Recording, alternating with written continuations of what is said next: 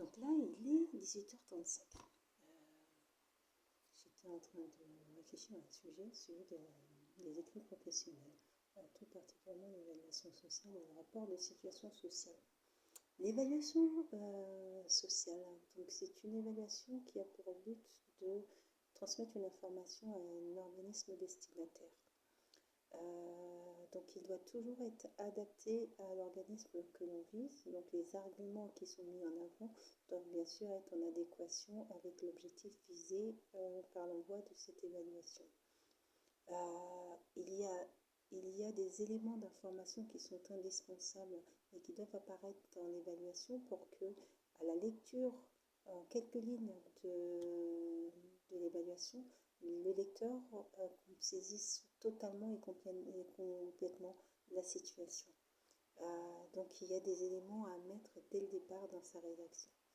Il y a des éléments que je dirais de traçabilité, c'est-à-dire qu'il faut qu'on sache qui est-ce qui rédige l'évaluation, il faut qu'on sache quel est l'organisme destinataire, il faut qu'on sache quel est le motif exactement.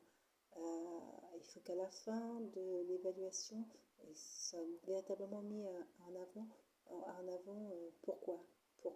C'est-à-dire que lorsque on a mis sur papier, je dirais, tous les éléments de la situation, des circonstances dans lesquelles la personne se trouve, d'accord, mais pourquoi est-ce que vous nous envoyez cette évaluation? Donc, dans l'évaluation, les 2 dernières lignes doivent apparaître.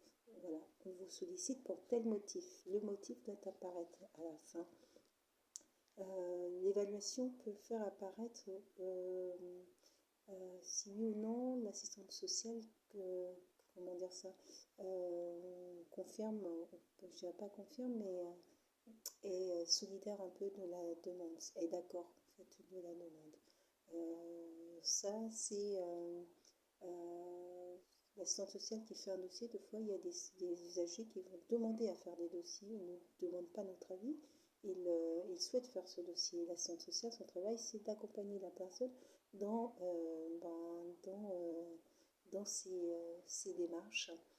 Et l'accompagnement dans ces démarches, c'est justement si l'assuré social ou l'usager souhaite mener telle action, c'est de l'aider à mener cette action.